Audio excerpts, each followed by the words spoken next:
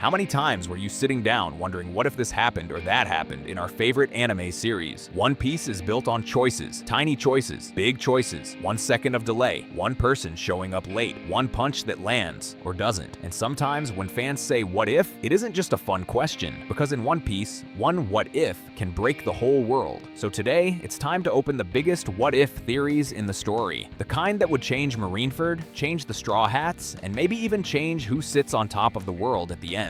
And the first one is the one that hurts the most, which theorizes Sabo at Marineford, bringing the three brothers together. In the real story, Sabo doesn't show up at Marineford because he wasn't in the picture yet. Not in Luffy's life, not in his own mind. But after the explosion when he was a kid, Sabo survived, but he lost his memory for years. He lived with the Revolutionary Army, got stronger, and became a top fighter under Dragon. But he didn't remember Ace and Luffy until he saw the news about Ace's death, which was the shock brought his memories back. That's why this what if hits so hard. Because it's not, what if Sabo chose not to come? It's, what if Sabo remembered in time? There's even an official what if story tied to One Piece magazine called Special Episode Luff that imagines Sabo arriving in time to save Luffy and Ace. It's not canon to the main timeline, but it shows how powerful that idea is. So just imagine that Marineford is chaos. Whitebeard is pushing forward, the Marines are closing in, and Akinu is right there, hunting Luffy like it's personal. Then right before that fatal moment, flames burst across the battlefield. Not Ace's flames, but Sabo's. Sabo blocks the hit, where he then grabs both brothers. And for the first time since they were kids, all three are in the same place. Now the big question is, does Ace live? Technically, if Sabo is there, then Ace has a real chance. Not because Sabo wins Marineford, but because Sabo changes the timing. The smallest delay changes everything. So if Ace is pulled out even a few seconds earlier, the war becomes a different story. But if Ace survives, the world shifts fast. Because Marineford wasn't only about Ace, it was the moment the old era cracked. Whitebeard's death shook the balance. Blackbeard stole power, and the Navy even changed leaders. This resulted in new pirates rising up. But if Ace lives, Whitebeard might still die, or he might get his crew out. Either way, Ace living keeps a giant symbol alive and becomes a flag that people can rally behind. But here's a question that must be proposed. If Ace lives, what does he eventually become? Does he lead the Whitebeard pirates? Does he split off and start his own crew? Does he join Sabo and the Revolutionary Army? Or does he chase Blackbeard with nothing but fire and grief? Any one of those paths creates a totally different final saga, because Ace isn't just strong. Ace is a story, and stories move armies in One Piece. Now let's hit the next what if.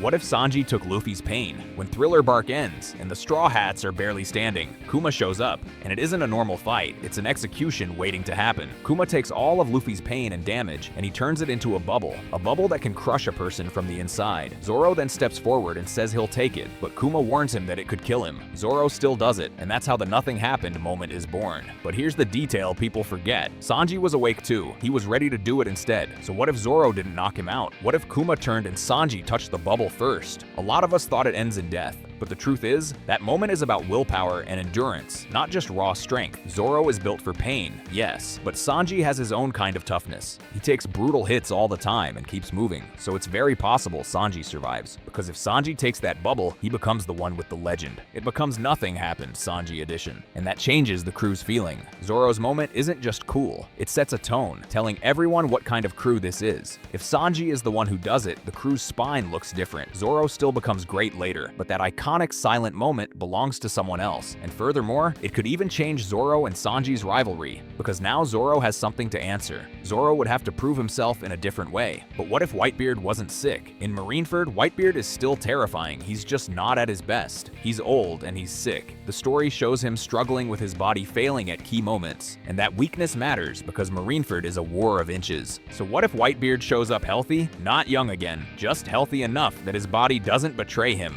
You would have to think about what Whitebeard's power actually is, and from what we know, it's the kind of power that can tilt oceans and tear up islands. A healthier Whitebeard doesn't need to win fair because he could simply break Marineford faster. He could sink parts of the battlefield earlier, create an escape path for Ace sooner. Whitebeard could even keep pressure on the admirals without stopping to stall, and if that happens, two huge outcomes become more likely. Ace survives, and Blackbeard might not get his big moment, because Blackbeard's greatest strength isn't bravery, it's timing. He moves when the world is weak and and he strikes when someone else has already done the hard part. So a healthier Whitebeard makes Blackbeard's window smaller, and if Blackbeard doesn't get what he wants there, the entire endgame changes. Now, what if Big Mom was raised by the world government? Charlotte Linlin was so strong as a child that normal people were scared of her, and Mother Carmel didn't take her in out of pure kindness. She had a plan. She saw Linlin's strength like a treasure, which is something that could be sold to the government. So what if that plan worked? What if Linlin gets taken in by Cypher Paul or trained by the Marines? You would need to imagine a world where the Marines don't just have admirals, but they have Big Mom.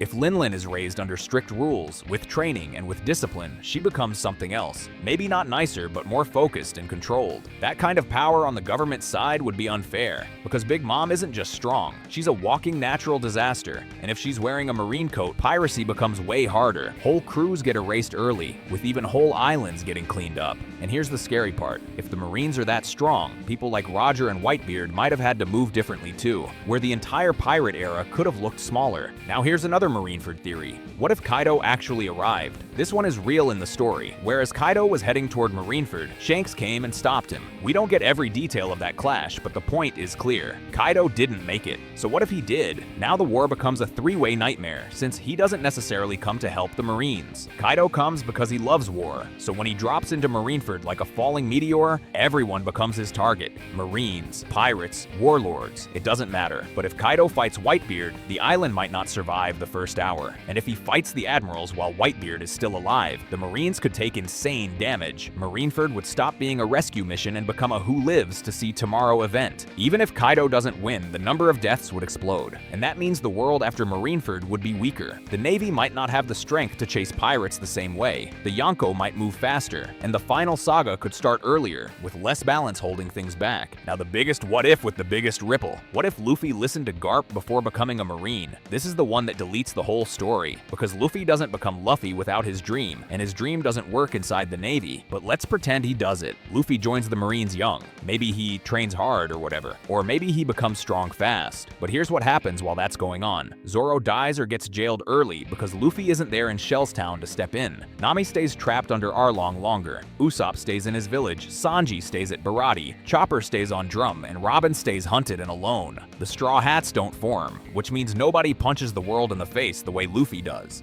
No Enies lobby rescue, no breaking chains, not even a crew that chooses freedom over fear. So even if Marine Luffy becomes a hero, the world becomes colder, because the GOAT Luffy doesn't just win fights. Luffy changes people and is so influential in the real world that we live in. Without that, a lot of people in One Piece never get saved. But ultimately, after all these what-ifs, what's the real lesson? Well, one could say One Piece isn't only about power, it's more about timing, choices, and about who shows up versus those who don't. Yet Sabo arriving early changes Marineford. Sanji taking the bubble changes the crew's legend. A healthy Whitebeard changes who rises after the war. Big Mom and the Marines changes the balance of the whole world. And Kaido arriving turns Marineford into a disaster zone. But with Marine Luffy, that erases the entire story that everyone loves. So here's the question to drop in the comments. Which what if changes One Piece the most and why? And thanks for watching. If you want a part 2, the next episode can cover the craziest what ifs many of us can argue about non-stop. Like what if Shanks came to Wano? Or what if Enel returned to the Blue Sea?